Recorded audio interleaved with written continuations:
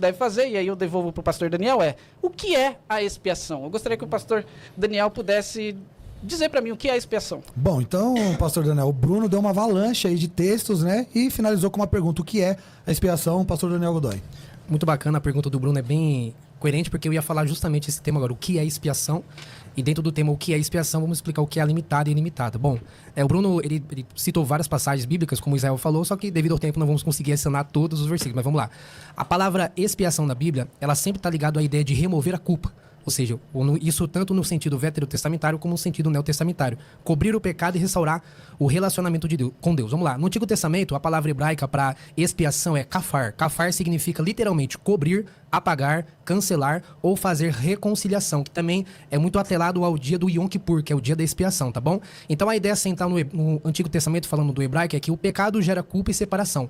E a expiação, como era feito lá os sacrifícios do Antigo Testamento, era o ato de cobrir ou remover essa culpa por meio de um sacrifício. Então essa aqui é a etimologia da palavra expiação. Um exemplo, lá em Levítico capítulo 16, você que estiver em casa aí pode acompanhar, Levítico 16, no dia da expiação, o sumo sacerdote oferecia sangue como símbolo de purificação do pecado pelo povo. Agora já indo para o Novo Testamento, para não tomar tempo, a palavra para expiação, ela tem vários sentidos. Vamos lá, hilasmos significa propiciação, sacrifício que remove a ira e o meio do perdão. Isso está lá em 1 João capítulo 2, verso 2, 1 João capítulo 4, versículo 10. E para terminar, também tem uma palavra que simboliza a expiação, que é hilasterion, que significa lugar da expiação, e o propiciatório. Sabe aquele propiciatório que ficava na tampa da Arca da Aliança? Então, é esse o sentido da palavra também, onde o sangue era aspergido. Romanos 3:25, Paulo diz que Cristo é o nosso hilasterion. O que significa isso? Cristo é a nossa propiciação, ou seja, ele é o verdadeiro lugar e o meio da expiação. A pergunta que fica é o seguinte: o Bruno ele falou que as ovelhas são os que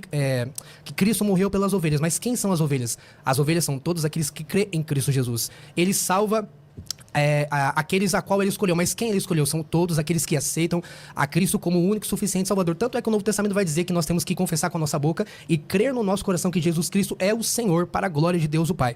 A pergunta que fica aqui, Bruno, é o seguinte: eu acredito que você vai querer que todos pecaram e todos estão destituídos da glória de Deus. Romanos 3:23, e o salário a paga agora por esse pecado é a morte. Romanos 6:23 vai dizer o seguinte: todos pecaram e destituídos estão da glória de Deus. Por quê? Queria que você me explicasse por que, se todos caímos em Adão, dentro da teologia é chamada de doutrina da imputação. Ou seja, o pecado de Adão foi atribuído, foi posto para toda a humanidade. Porque se todos pecaram, nós vivemos hoje num planeta que existem mais de 8 bilhões de pessoas, se todos são pecadores, eu não nego isso, se todos pecaram e destituídos estão da glória de Deus, por quê? Uma classe está sendo favorecida sabendo que Deus é soberano, Deus é justo, Deus exerce a sua justiça, um dos atributos comunicáveis de Deus, Deus exerce a sua soberania. Por que Deus escolheria? Jesus, o sangue de Cristo seria